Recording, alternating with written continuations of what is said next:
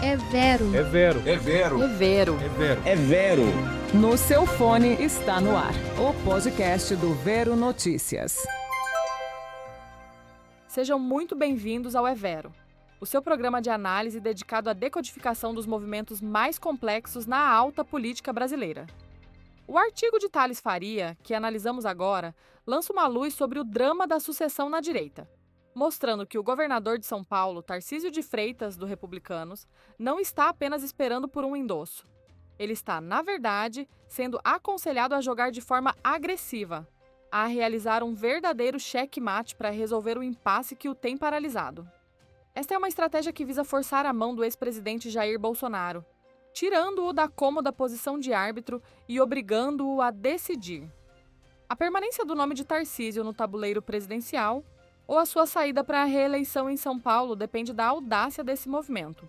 A tática é extremamente sofisticada, Vera, pois usa a própria incerteza do ex-presidente como arma para obter a clareza necessária. A estratégia aconselhada a Tarcísio é composta de duas fases interligadas que buscam eliminar a ambiguidade. Primeiro, ele deve comunicar à família Bolsonaro que, por uma questão de lealdade e unidade do movimento, ele não pode ser candidato à presidência competindo com os filhos do ex-presidente. Segundo, ele deve anunciar publicamente e de forma enfática que irá concorrer à reeleição para governador de São Paulo e, neste cenário, apoiará formalmente a candidatura de Flávio Bolsonaro ao Palácio do Planalto. É um ultimato político que coloca o comando do maior estado do país como a moeda de troca definitiva. Esse movimento de Tarcísio é muito mais do que um anúncio de reeleição. É uma pressão diplomática, mas contundente. Ao se colocar fora do jogo presidencial e sugerir o apoio a Flávio Bolsonaro, Tarcísio está a obrigar a família a fazer a sua aposta de forma imediata.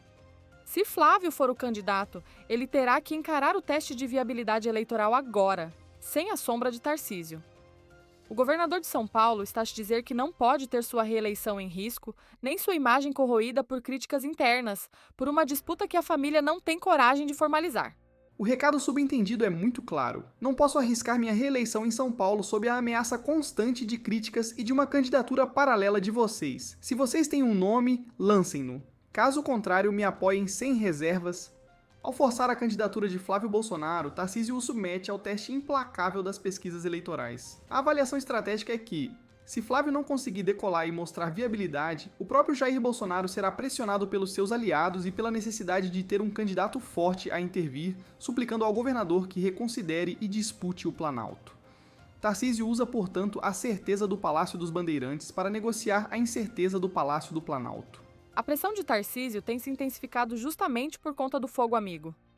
Os filhos do ex-presidente, notadamente Carlos e Eduardo Bolsonaro, têm tentado desqualificar o governador junto à base mais fervorosa, promovendo em contrapartida a candidatura de Flávio. O argumento deles é puramente ideológico, buscando associar Tarcísio a forças que seriam antagônicas ao bolsonarismo raiz. Eles o acusam de ser um nome da Faria Lima, o centro financeiro e empresarial, e do sistema, que estaria a usar o capital político do ex-presidente apenas para eleger um candidato que não teria o mesmo compromisso ideológico radical. Essa narrativa, Vera, visa isolar Tarcísio da base e garantir que Flávio seja visto como único nome puro sangue e com a fidelidade ideológica necessária para a disputa. Essa pressão é, na verdade, um sinal de fraqueza, pois demonstra que os filhos enxergam a candidatura de Flávio como a última alternativa viável dentro do clã. A necessidade de pressionar por Flávio revela a profunda inviabilidade dos outros membros da família para uma disputa presidencial, o que confere a Tarcísio uma posição de força inédita.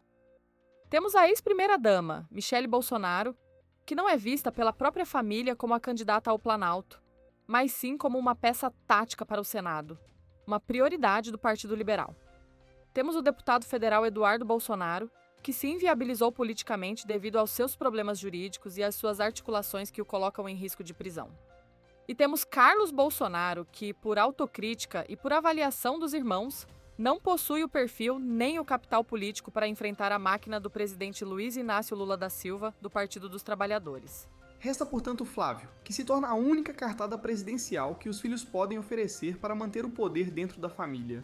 O ponto mais vulnerável do clã Bolsonaro, e o que Tarcísio explora com grande inteligência, é a dependência crítica do voto da direita moderada. Os bolsonaros entendem que o eleitorado ideológico por si só não é suficiente para vencer uma eleição nacional. eles precisam atrair o eleitor de centro-direita e, sobretudo, o apoio do mercado financeiro e do empresariado.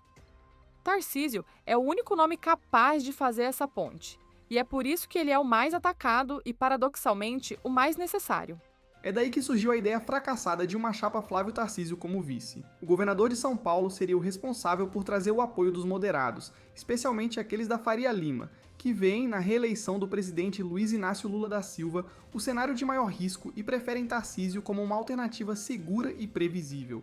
Essa necessidade de captação de votos moderados e de capital político e financeiro é a grande força de Tarcísio sobre o clã, permitindo-lhe impor condições. Um dos aspectos mais interessantes dessa negociação é a impossibilidade de Tarcísio aceitar ser vice.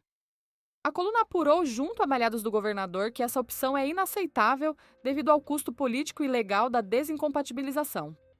Para concorrer a vice-presidente, Tarcísio seria obrigado a renunciar ao cargo de governador de São Paulo, um sacrifício que não seria exigido caso concorresse à reeleição.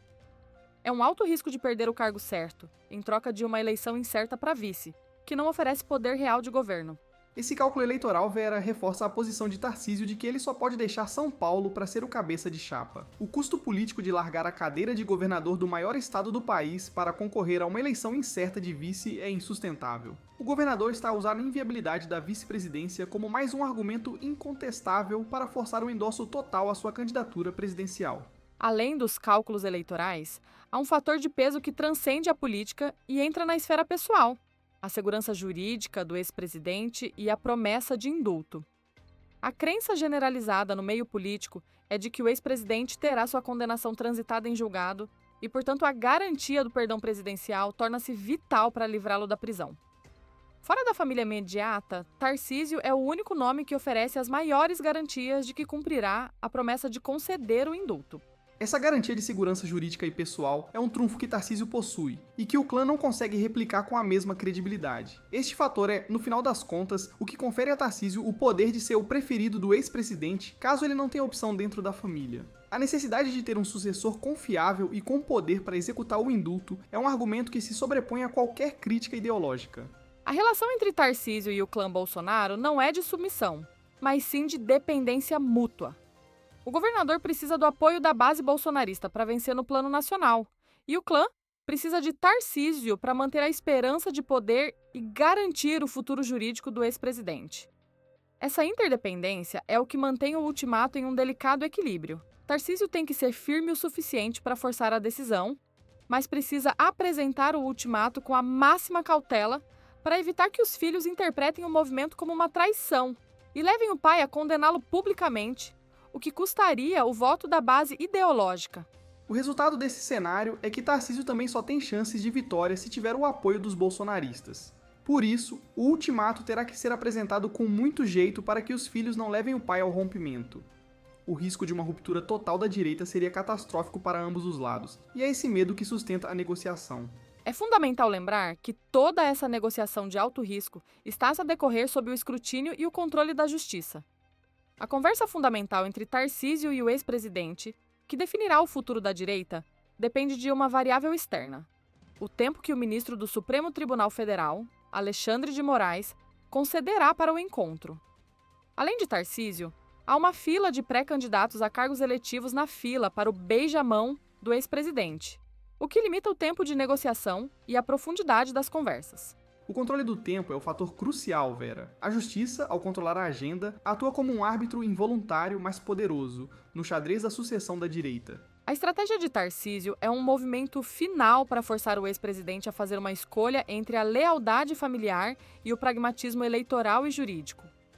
O ultimato resume-se a 3 desfechos possíveis: a reeleição em São Paulo com a inviabilidade do clã, o rompimento e a extinção política da direita, ou a rendição pragmática.